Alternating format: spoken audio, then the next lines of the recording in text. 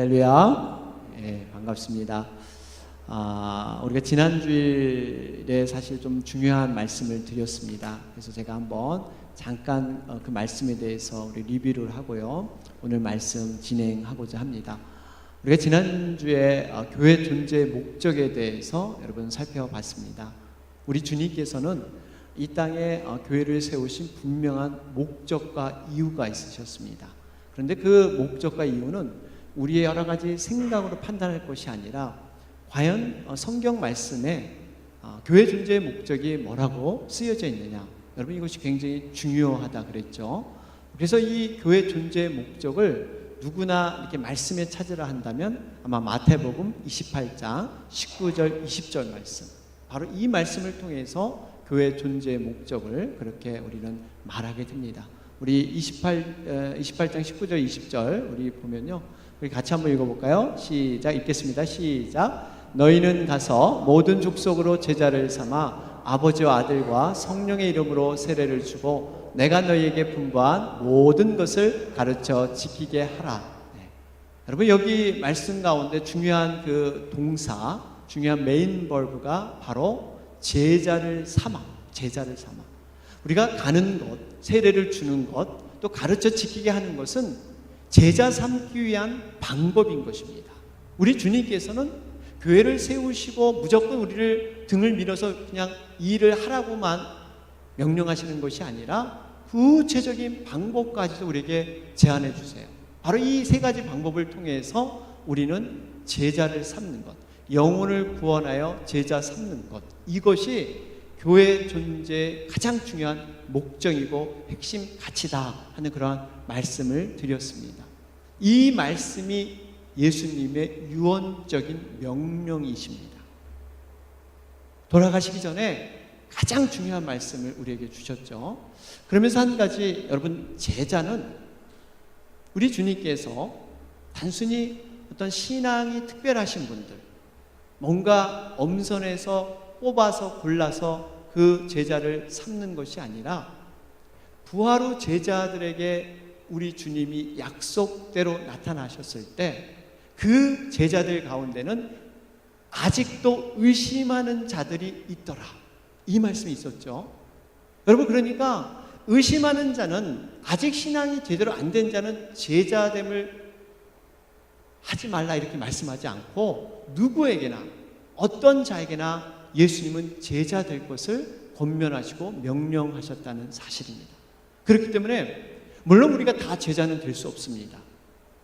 여러분 많은 무리들이 예수를 쫓았지만 다 제자가 될 수 없어요. 여러분 제자 되는 것은 특권이고요, 축복입니다. 그 중에 그 주님의 선택함을 받았기 때문에, 그렇기 때문에 구원받은 우리들은 누구나 예외 없이 제자됨을 사모하고 여러분 제자로 서야 될 그러한 노력들이 우리에게 있어야 될 줄로 믿습니다. 이것이 우리에겐 축복입니다. 그래서 이 제자됨을 우리는 어떻게 하자 그랬죠? 바로 목장에서 그 일을 시작하고자 합니다. 여러분 목장은 우리 세 가지 제가 말씀을 드렸습니다. 목장은 무엇보다도 전도와 선교하는 곳이다. 여러분 예수님을 알지 못하는 분들, 또 교회를 다니다가 이렇게 낙심해서 그냥 이렇게 쉬시는 영혼들, 이런 분들을 VIP로 여기고 그분을 중심으로 해서 그분이 정말 이 분위기에 녹아질 수 있도록 그렇게 그 장소를 마련하는 게 목장이에요. 뿐만 아니라 이 목장에서 어떤 게 일어난다 그랬죠? 삶의 나눔을 통한 치유와 회복이 일어나야 됩니다. 진실된 삶을 나누는 것. 또 한 가지는 기도응답이라고 말씀을 드렸어요. 여러분 기도응답은 우리가 함께 누리며 하나님을 함께 체험하는 그러한 길입니다. 바로 이 세 가지를 목장에서 일어나야 돼요. 아울러서 또 한 가지, 여러분 사랑이라는 말씀을 드렸죠. 사랑이라는 것은 결코 마주보는 것이 아니라 함께 어깨를 나란히 하고 함께 한 방향을 보는 것이다, 이런 말씀을 드렸습니다. 우리는 흔히들 사랑한다고 마주보면 이 사랑하기 때문에 이 사랑이 더 생길 줄 같지만, 여러분 분명히 우리가 마주보게 되면 우리 인간은 부패했기 때문에 단점이 드러나 보이게 되어 있습니다. 처음엔 좋아 보이다도 이러한 단점들, 여러분 이것 때문에 우리가 많은 에너지가 소비될 수가 있습니다. 교회도 마찬가지예요. 주님께서 사랑하라고 했으니까 사랑이 먼저 아니냐? 그러니 우리끼리 먼저 사랑하는 것이 무엇보다도 중요하지 않느냐? 목사님, 우리가 먼저 사랑하지 못하는데, 하나 되지 못했는데 어떻게 다른 사명들을 감당할 수 있습니까? 분명히 우리 주님은 서로 사랑하라, 하나 돼야 된다, 먼저 말씀하지 않았습니까? 여러분, 그런데 우리의 노력으로는요 절대 우리가 하나 될 수 없습니다. 인간의 힘과 노력으로는 절대 될 수 없어요. 그러면서 우리가 한 가지 깨달아야 할 것이, 너희가 서로 사랑하면, 너희가 서로 하나됨을 보이면 너희가 내 제자인 줄 알리라. 여러분, 이 말씀은 세상적으로 그냥 하나 되는 그런 개념이 아닙니다. 우리끼리 잘 먹고 잘 살고 우리끼리 위하고 우리끼리 하는 것이 아니에요. 그 초대교회는 그 당시 그들이 하나됨을 통해서 사랑을 보인 것은 하나님의 사명을 가지고 어려운 사람들을 찾아가고 그들을 구제하고 그러한 사명을 같이 하는 한 마음의 한 사랑이었지, 그냥 자기들끼리 세상 사람들은 어찌하는지 모르고 우리끼리 좋으면 이곳이 천국인 것처럼 이렇게 하는 그러한 하나됨이 아니었다는 사실이에요. 사명을 이루기 위한 하나됨이 바로 초대교회 가운데 일어났다는 사실입니다. 또 하나는, 만약에 세상적으로 여러분 우리가 이렇게 정말 우리끼리라는 이 잘 먹고 잘 사는 이런 하나됨을 우리가 인간의 노력으로 여러분 완성할 수 있을 것 같습니까? 세상적인 개념이 과연 교회에서 그렇게 이루어진다고 해서 여러분 그것이 완성될 수 있을 것 같아요? 절대 될 수 없습니다. 왜 그럴까요? 우리 말씀드렸지만 인간은요 부패했기 때문에 그래요. 인간은 감정의 동물입니다. 이럴 때는 이것이 옳은 걸로 생각하고 그 감정을 갖고 했는데, 저럴 때는 또 저렇게 해서 내 감정이 변함으로 말미암아 인간은 스스로 변해요. 그것조차도 우리는 모를 때가 있습니다. 더군다나 저 사람이 저기에 있기 때문에 내가 양보해서 저기로 가면요 저분도 또 옮겨 있어요. 저분이 나에게 오면 내 자신도 또 옮겨 있습니다.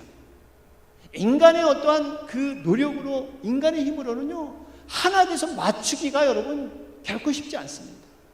우리가 경험해 봤잖아요. 여러분, 부부간에 어떻습니까? 부부는 오래 삶으면 서로 닮는다 그래요. 닮는다. 여러분, 몇십 년 우리가 이렇게 살아보신 분들, 과연 우리가 부부간에도, 남편과 아내간에도 어떠한 사물을 보고 어떠한 사건을 볼 때 여러분 생각이 일치되는 경우가 여러분 많이 있습니까? 여러분 한번 물을게요. 많이 있으세요? 있으신 분은 굉장히 가정이 화평하신 것이고, 근데 그 화평도 사실은 그것을 포기하고 양보하는 것이지 그 생각이 똑같은 게 아니에요. 왜냐하면 때로는 정말 집안이 소란 나는 게 싫으니까 때로는 그냥 그러려니 몰라준 척하고요, 봐도 못 본 척, 들어도 못 들은 척, 내 생각은 그렇지 않더라도 그냥 상대방의 눈높이에 맞춰주니까 그냥 넘어가는 것이지, 여러분 그게 부부간에 딱 합일점으로 여러분 이러한 것이 별로 많지 않아요. 그렇다고 제가 우리 가정에서 많이 양보하고 사느냐? 그건 아닙니다. 그건 아닌데, 여러분 하여튼 이 가정에서조차 그런데 우리가 다수가 모인 교회에서 생각이 같아진다? 여러분 이건 인간의 노력으로 될 수 있다? 있을 수가 없습니다. 그럼 우리는 어떻게 하나 될 수 있습니까? 분명히 하나님께서 하나됨을 말씀하시고 하나됨을 분명히 약속하셨는데 어떻게 우리가 하나 될 수 있어요? 그 말씀의 해답이 에베소서 4장 2절과 3절 말씀입니다. 2절 3절 말씀 여기 보면요, 모든 겸손과 온유로 하고 오래 참음으로 사랑 가운데서 서로 용납하고 평안에 매는 줄로 성령이 하나 되게 하신 것을 힘써 지키라. 이 말씀을 보면 특별히 어떻게 하나됨의 방법을 얘기해 주고 있죠?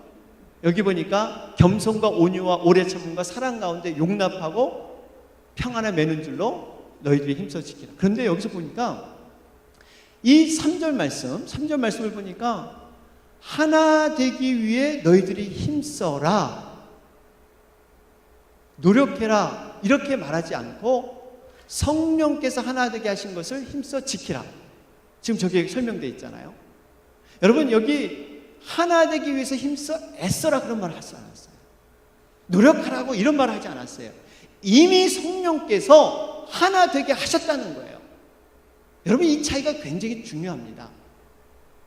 하나 되기 위해서, 막연히 하나 되기 위해서 애쓰는 거와 이미 하나 된 그런 결론을 가지고 그 과정을 이루어가는 것은 그 차이가 엄청 큰 거예요. 여러분, 우리 경험해 봤잖아요. 축구 경기를 할 때 생중계를 보는 거와 중계방송을 보는 것은 엄청난 차이가 있습니다. 생중계를 보면 얼마나 가슴이 졸여집니까? 그러나 중계방송을 보면 이미 이겼다는 것을 알고 보기 때문에 그 확신 가운데 편안함 속에 볼 수가 있어요. 여러분, 우리가 이 하나 되는 것, 이것은 인간의 노력으로 되는 게 아니라 이미 성령께서 하나 된 것을 믿음으로 여러분 믿고 여러분 나아갈 때 비로소 하나 될 줄로 믿습니다. 그러면서 여기 뭐라 그래요? 하나됨을 지키라. 명령이 지키라. 여러분, 여기 또 지키는 것도 그냥 지키는 게 아니라 힘써 지키라. 힘써 지키라. 여러분, 이것은 하나됨을 파괴하는 분명히 어떤 사단의 존재가 있다는 것입니다. 이걸 지켜 싸우라는 거예요.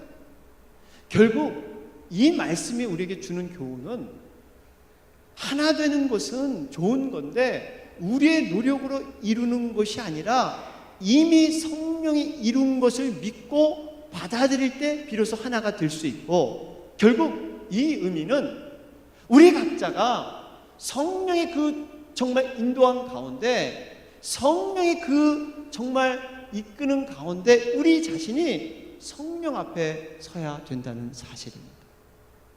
인간의 노력으로 되지 않습니다.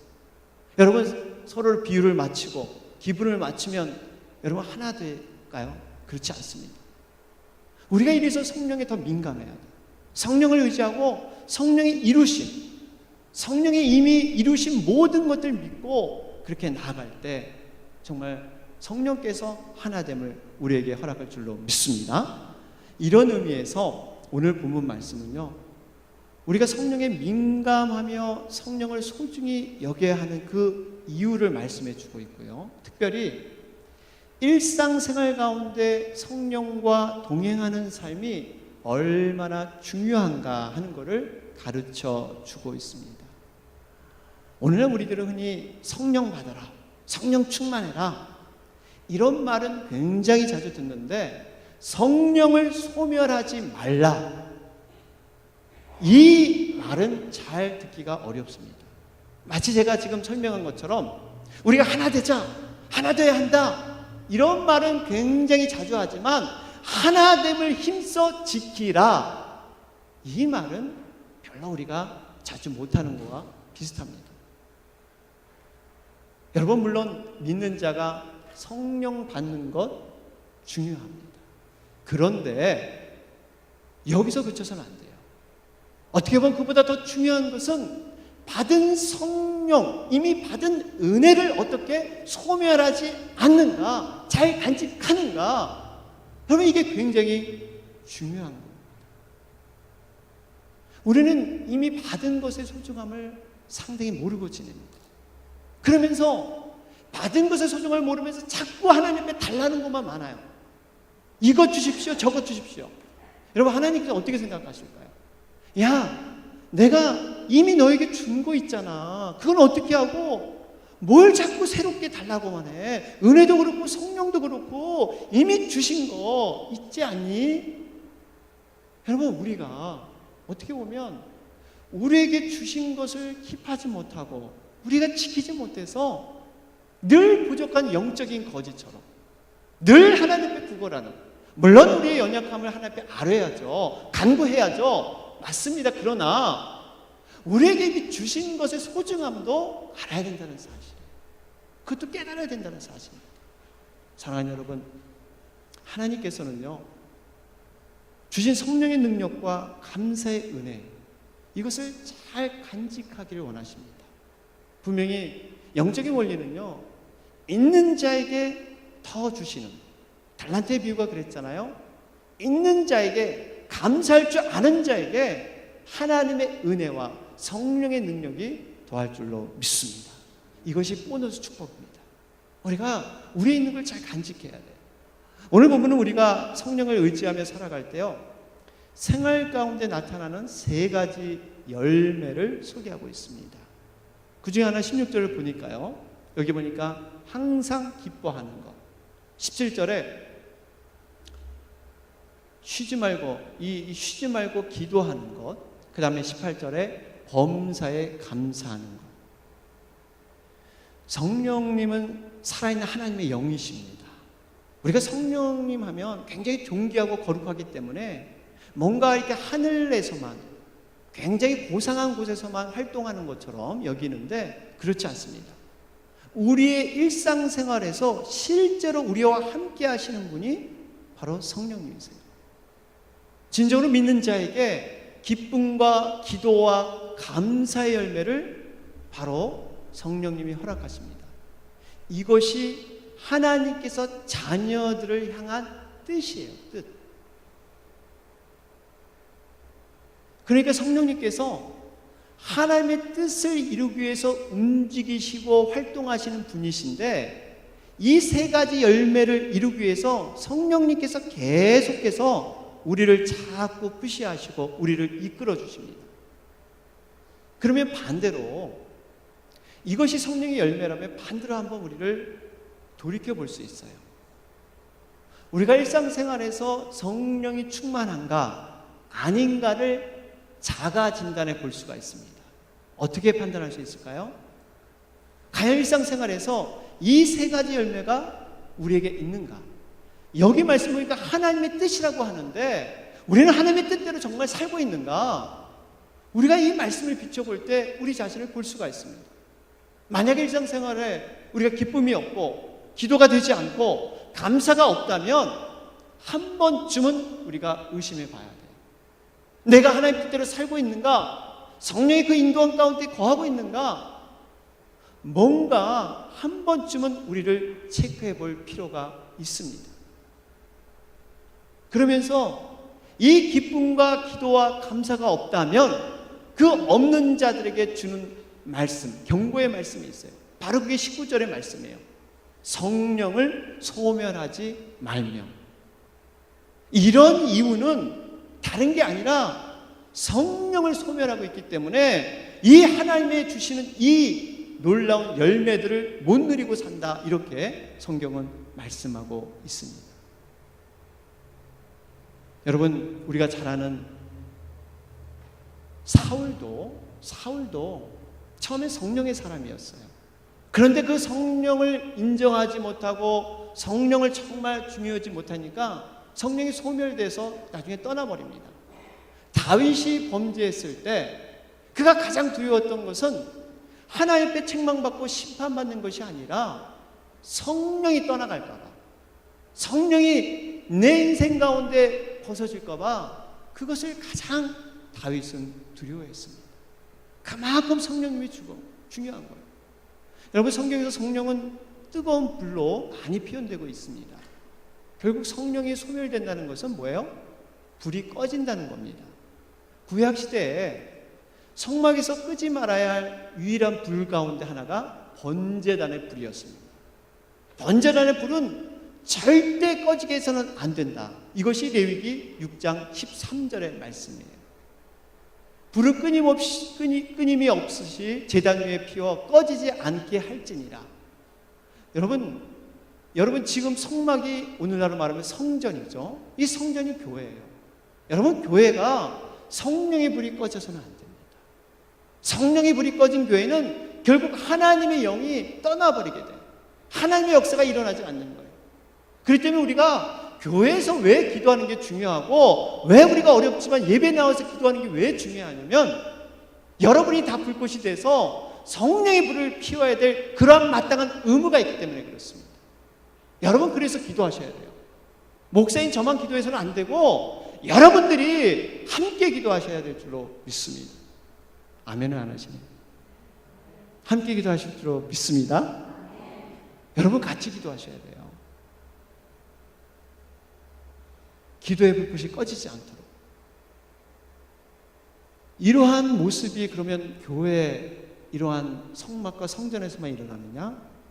그렇지 않습니다.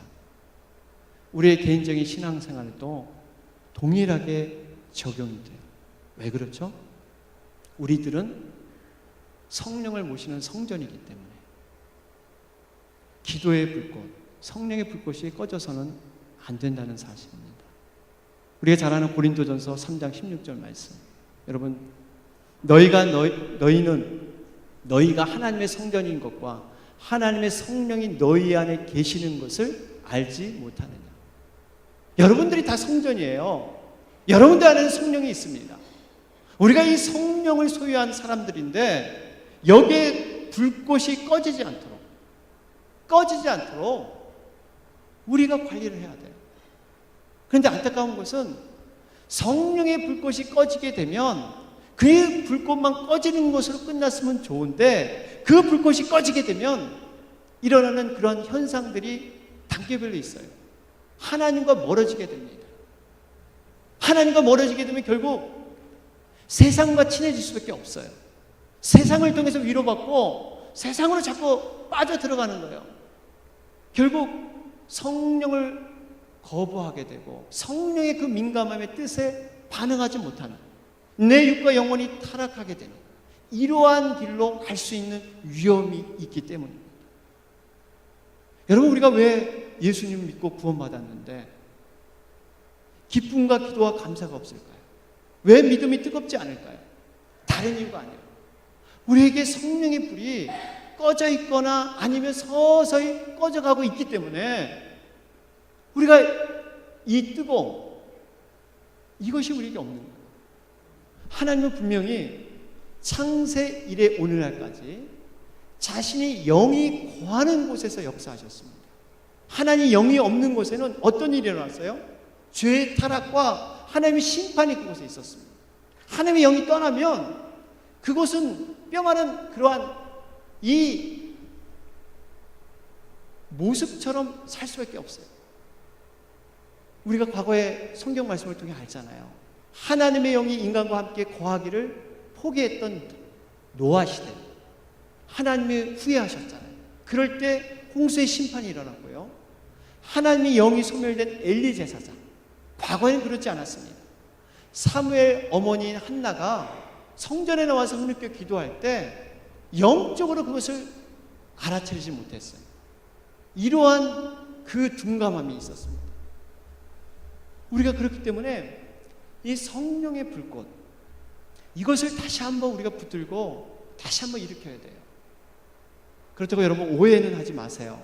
혹시 여기 우리 교회 나오신 지 얼마 안 되신 분들, 그분들을 이렇게 얘기하는 게 아니라 그분들은 앞으로 성령을 체험하고 아직까지 성령의 깊은 체험을 못 하신 분도 계실 거예요. 제가 말씀드리는 부분은 과거에 우리가 성령의 뜨거움을 경험한 분들, 성령의 불이 얼마나 소중한 것을 아시는 분들, 이런 분들이 다시 한번 우리 자신을 체크해 보면서 어떻게 하면 이 성령의 불을 살려낼까? 우리가 다시 한번 고민해 봐야 합니다.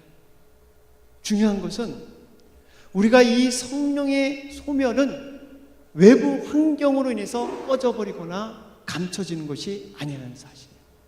환경 때문에, 어떠한 상황 때문에, 어떠한 사람 때문에 여러분 성령의 불이 꺼져서는 안 되고 꺼지지도 않습니다. 우리 자신이 성령의 불을 지켜나가야 돼요. 여러분, 우리가 이 성령의 불을 가꿔야 됩니다. 이 불을 우리가 정말 관리해야 돼요.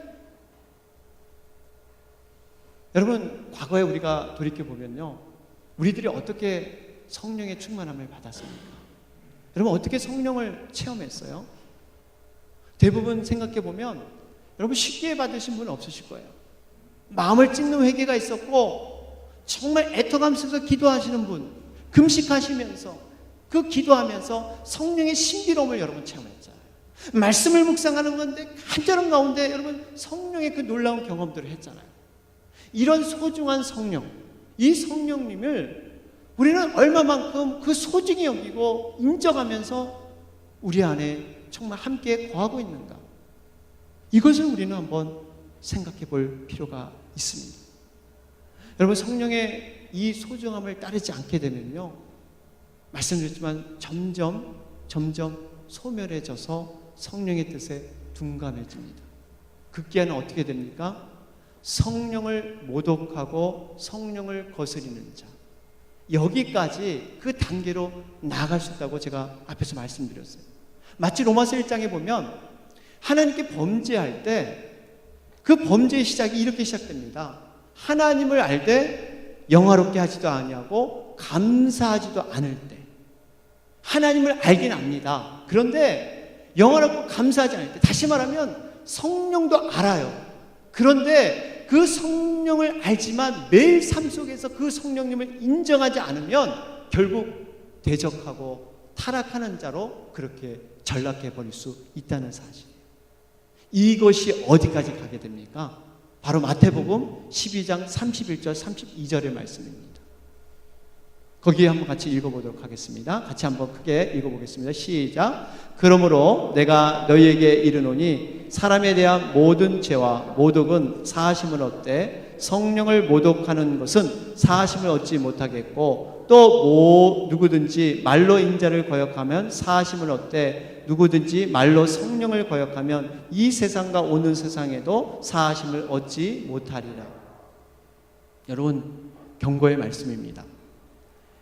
예수님께서 말씀하시기를 모든 죄는 용서를 받지만 성령을 모독하고 성령을 거역하면 용서받지 못한다. 여러분, 우리가 이 모독이란 말은 정말 악담하고 모욕을 주는 거죠. 그런데 모독의 가장 출발점이 어디입니까? 그분의 존재를 인정하지 않는 데서 시작이 됩니다. 집안에 아버님이 계시는데 아버님의 존재를 인정하지 않는 거예요. 그냥 무형 그러한 인간으로 여기는 거예요. 이게 모독이에요. 그분이 살아 계시는데 그분의 권한과 그분의 권리를 인정하지 않고 그냥 무시하는 것. 여러분, 이게 모독이에요. 이 모독이 가증이 되면 거역하는 것으로 넘어가는 거예요. 거역. 뜻을 거스리는 거예요. 여러분, 이 말씀을 보면 우리는 이 말씀은 흔히들 세상의 불신자들, 세상에 믿지 않은 사람들을 주는 그런 말씀이다. 아니면 세상의 이방 종교 지도자들 있잖아요. 잘못된 교리를 가르치는 사람들. 이런 사람들이 이러한 말씀에 적용된다. 우리는 이렇게 생각할 수 있는데요. 여러분, 그렇지 않습니다. 이 말씀이 우리에게 주는 말씀일 수도 있다는 사실이에요. 세상뿐만 아니라 교회 안에서도 일어날 수 있는 죄악이라는 사실입니다. 어떻게 알 수 있을까요? 갈라디아서 5장 19절 21절 말씀에 연결되어 있습니다. 여기 보면 성령을 소멸시키는 15가지 육체의 소욕을 구체적으로 여기에 적어놓고 있습니다. 여기 보니까 육체의 일은 분명하니 곧 음행과 더러운 것과 호색과 우상 숭배와 주술과 원수 맺는 것과 분쟁과 시기와 분냄과 당짓는 것과 분열함과 이단과 투기와 술 취함과 방탕함과 또 그와 같은 것들이라. 전에 너희에게 경계한 것 같이 경계하노니 이런 일을 하는 자들은 하나님의 나라를 유업으로 받지 못할 것이요. 여기 말씀 보니까요, 이런 일, 15가지 하는 자들은 하나님 나라를 유업으로 받지 못한다는 거예요. 여러분, 이것이 뭐와 연결됩니까? 이 세상과 오는 세상에도 사하심을 얻지 못하리라. 여기와 연결되는 거예요. 그러니까 하나님의 자녀, 하나님의 백성에서 떨어질 것이다. 여러분, 그런데 여기 15가지 죄악들, 이걸 펼쳐놓고 우리에게 적용해 봤을 때 여러분, 여기에서 한 가지라도 나는 해당되지 않는다. 여러분, 그러신 분 계세요? 원수 맺는 거, 분쟁, 시기, 분냄, 당짓는 거, 분열함, 투기, 술 취함, 방탕함, 이 가운데 한 가지도 나는 해당이 안 된다는 분 계십니까? 아마 저를 포함해서 그러면 없으실 거예요. 성령을 받았을지라도 우리는 이 육체의 소욕 때문에 성령을 소멸할 수 있는, 나아가서 성령을 모독하고 성령을 거역할 수 있는 그러한 자신이 우리들이 될 수 있다는 사실입니다. 성령 받은 걸로 끝난 게 아니에요. 우리의 연약함이 이런 존재예요. 우리는 이거밖에 안 되는 존재입니다. 나는 괜찮아? 나는 적어도 아니야? 여러분, 아니에요. 다 우리는 해당돼요. 이러한 낭만과 절망이 우리에게 있습니다. 그런데요, 이 낭만과 절망 속에도 우리가 소망을 갖는 것은 이 연약함을 우리 주님이 알고 있다는 사실입니다. 이것이 위로예요. 우리가 이거밖에 안 되는 거 주님이 너무 잘 아시는 거예요. 그래서 성령님이 그 부분까지도 도와주시려고 그러는 거예요. 네가 능력이 안 돼? 그러면 잘나는 게 아니라 능력 안 되는 거 알아. 네가 자격 없는 거 알아. 그러니까 내가 너를 껴안고 그 자격 있는 자로 만들어 줄게. 함께 갈게. 여러분, 이게 성령이 하시는 거예요. 성령님은 여기까지 우리를 돕길 원하세요. 그렇기 때문에 우리가 해야 될 일은 나의 나약함을 인정하는 겁니다. 나의 연약함을 고백하는 거예요. 내가 이거밖에 안 됩니다. 내가 부족합니다. 그러나 성령의 불이 꺼지지 않기를, 정말 성령이 소멸되지 않기를 내가 간절히 사모합니다. 이 마음을 드릴 때 비로소 성령이 우리 가운데 역사하면서 우리를 정말 하나님의 그러한 아름다운 그러한 위치로 우리를 옮겨줄 줄로 믿습니다. 이러기 때문에 여러분, 기도가 필요합니다. 성령의 불은 기도 외에는 이 소멸된 것을 살려낼 수가 없습니다. 성령이 소멸된 자의 공통적인 공통점은 바로 기도가 죽었다는 거예요. 예전과 같지 않습니다. 기도하지 않고는 우리가 정말 뜨거운 신앙을 가질 수도 없고, 기도하지 않고는 성령의 인도를 받을 수가 없습니다. 제가 다시 한번 부탁의 말씀을 드리지만, 당부의 말씀을 드리지만, 여러분들 정해진 예배와 기도 시간에 꼭 나와서 기도해 주시기를 바랍니다. 교회를 사랑한다면 정말 부르짖고 기도해 주시기 바랍니다. 물은 위에서 아래 방향으로 흐르지만요, 성령의 불은 위도 아래도 방향이 없어요. 한번 붙이면 사방으로 뻗어나가는 것이 성령의 불의 위력입니다. 어떻게 보면 우리가 하나님께 부르짖는 기도, 바로 이 성령의 불을 지피는 그런 중요한 수단이 됩니다. 여러분, 우리가 부르짖는 기도가 참 중요해요. 우리가 잘 아는 예레미야 33장 2절 3절 말씀, 여러분 한번 읽어볼까요? 같이 한번 읽어보겠습니다. 시작. 이를 행하시는 여호와, 그것을 만들며 성취하시는 여호와, 그 이름을 여호와라 하는 이가 이와 같이 이르시도다. 너는 내게 부르짖으라. 내가 내게 응답하겠고 내가 알지 못하는 크고 은밀한 일을 내게 보이리라. 사랑하는 여러분 심령 안에 성령님이 거하시는 것을 여러분 믿고 계십니까? 아멘? 네, 크게 하세요. 아멘? 네. 여러분, 그러면 우리가 성령님께서 무엇을 원하는지 여러분 그 음성을 듣고 순종하시길 바랍니다. 우리가 그분께 민감하게 반응하지 않으면 결국 성령님을 모독하는 것이고 거역하는 것입니다.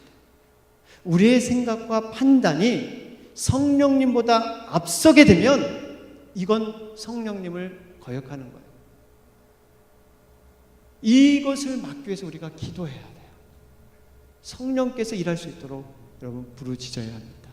그럴 때 하나님께서 크고 비밀한, 크고 은밀한 이것을 우리에게 보여주실 것입니다. 이 기도에 함께 동참하시는 여러분과 제가 되길 주님의 이름으로 축원합니다. 아멘.